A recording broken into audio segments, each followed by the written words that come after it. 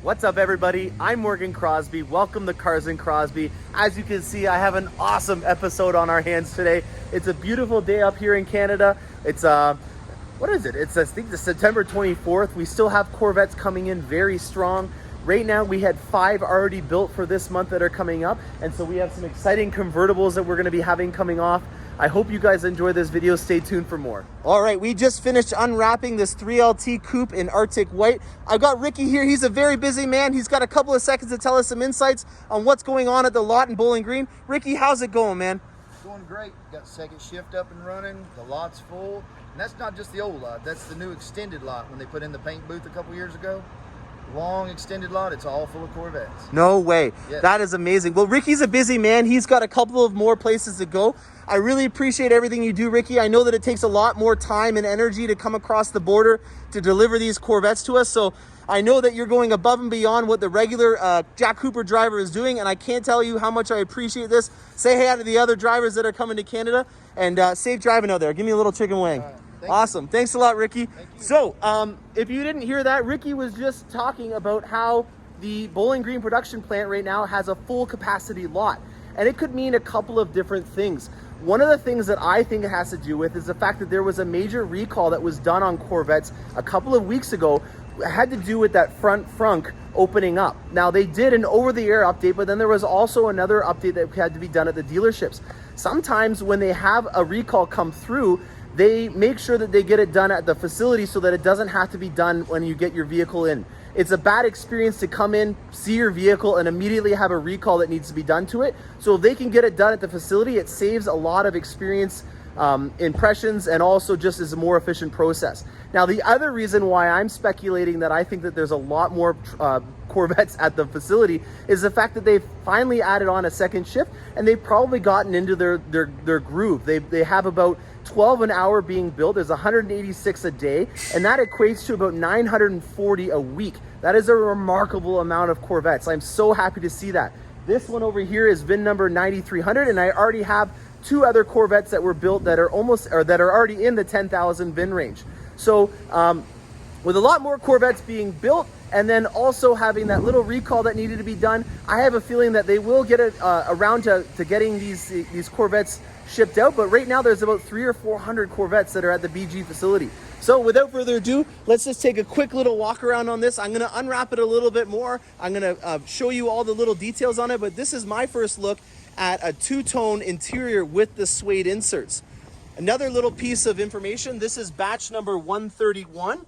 So this would have been done about a week and a half ago. As you can see, the date on here says it's from September the 4th, so actually about 2 weeks ago. But this is what I'm really interested in. We've got the Arctic White on the outside, and then we have the Adrenaline Red 2-tone interior with suede inserts and a red seatbelt. A really beautiful combination that I want to go over in a lot more detail once we get it finally unwrapped. So stay tuned for more. I got a lot of awesome content coming through, and we're also going to talk a little bit more about some industry news. All right, I found a quieter area, and I'm going to go through the details of this Corvette. But before I do that, I wanted to touch upon what I was mentioning earlier in terms of the industry news. There is a great amount of Corvettes that are coming out, 940 a week. Very, very happy about that. But I really want to make sure that you guys realize how amazing that really is, given the nature of what's going on right now. There's over 400 suppliers that are building components for the C8 Corvette, and at every single one of those facilities, they're dealing with major issues related to the pandemic, and also one of the biggest ones, which is labor related. Right now, with the government assistance offering over $600 in the States bi-weekly, that's meaning that there's a lot of people that are now looking at that as a larger source of income than maybe if they were going in full-time and putting the risk into going to work. So these manufacturing facilities are dealing with a very unique issue right now with not having all the workforce come in full steam ahead.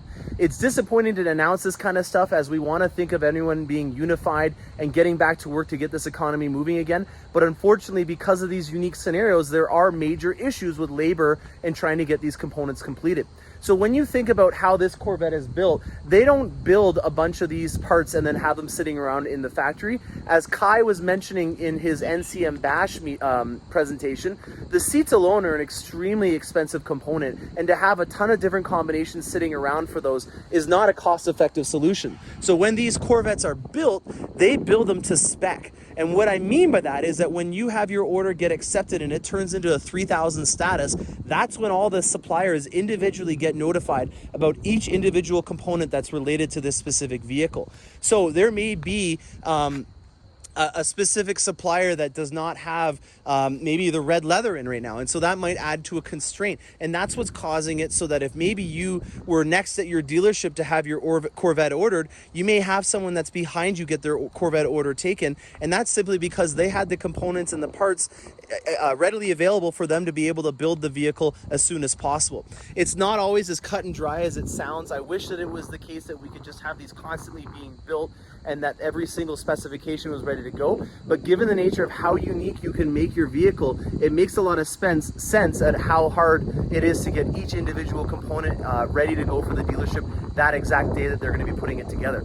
So let's go through this Corvette, as there's a lot of amazing things on this that I want to touch upon. This vehicle, like all of them that come in, has a lot of components that have not been put on the vehicle, and I want to go through with you what we're going to be working on in the next few days. The secondary color on this Corvette is going to be edge red. So the calipers are already in edge red, but we will also have hash marks that go right here in edge red. They're similar to what you would see on a Grand Sport, but as you saw in a previous video, they have some cool little Easter eggs with the Corvette logos in them. And then also we're going to have the edge red engine cover on here as well. I know that that's technically inside the vehicle, but because it has the glass, I can kind of consider that to be an external component, as I really think that that's going to tie the vehicle in nicely. Now I want to touch upon the interior, as there is a very, very beautiful interior in here. This is a adrenaline red two-tone interior with the suede inserts and also suede steering wheel. This, in my opinion, is one of the most tasteful interiors that you can get, as it brings an iconic Corvette color back into the vehicle, but does it in a tasteful manner. If you are looking at the natural dipped interior or the full dipped interior in adrenaline red, you'll notice that there's a large amount of reflections that happen on the front windshield. And when you get it into a two-tone interior, you're going to break it up quite a bit. You're still going to get that tasteful accents and get that red pop that you want, but it's not going to bring a huge amount of red to the interior and also cause a nasty reflection on the front windshield. So that's just an important thing to note about it, as I think that this is a very classy interior. I want to touch upon something that one of my customers brought to my attention while they were building and designing their 2021 model year Corvette.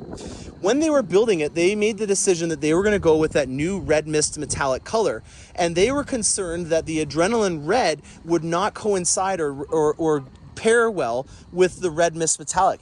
I'm really interested in learning a little bit more about this, as I think it is a valid question to have.